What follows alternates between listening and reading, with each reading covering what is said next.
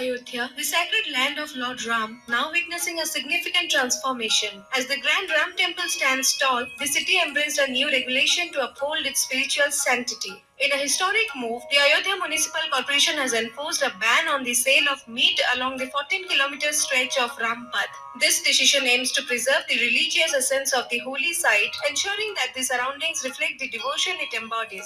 The ban covers all meat-selling outlets along this stretch, reinforcing Ayodhya's identity as a sacred pilgrimage center. While concern over local businesses arise, many welcome the change, believing it will strengthen the city's spiritual atmosphere. As Ayodhya evolves into a revered pilgrimage destination, this move signifies a commitment to faith, tradition, and spiritual reverence, preserving its sacred soul for generations to come.